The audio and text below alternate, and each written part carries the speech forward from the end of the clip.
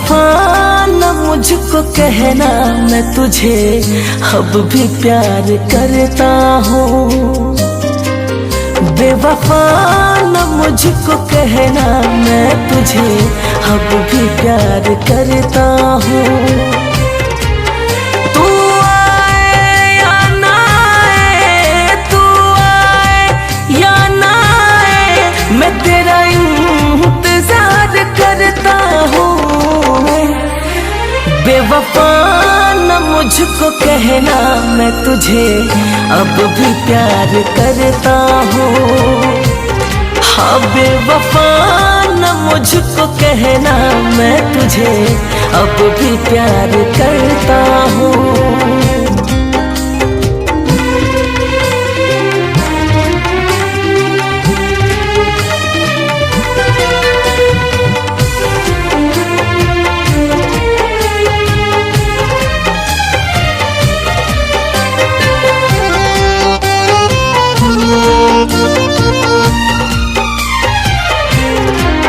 चाहता था कल मैं जितना तुझको जान जाना, वही चाहत है आज मेरी, मुश्किल है तुझे भुलाना।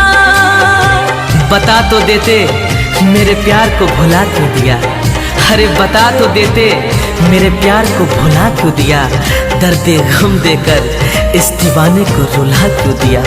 चाहता था कल मैं जितना तुझको जान जाना, वही चाहत है आज मेरी, मुश्किल है तुझे भुलाना। शिकवा न करूँगा तुझसे, शिकवा न करूँगा तुझसे, मैं ये करार करता हूँ। बेवफा न मुझको कहना, मैं तुझे अब भी प्यार करता हूँ। हाँ बेवफा न मुझको कहना, मैं तुझे अब भी प्यार करता हूँ।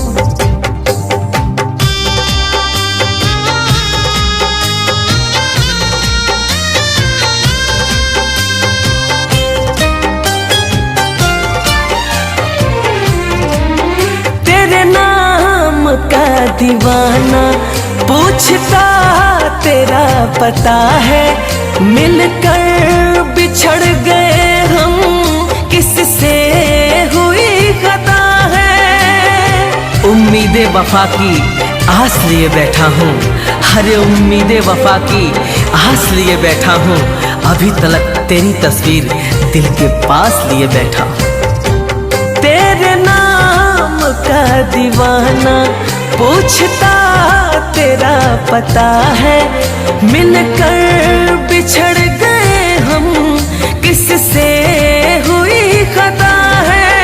तेरी यादों से अपने दिल को, तेरी यादों से अपने दिल को मैं बेकरार करता हूँ।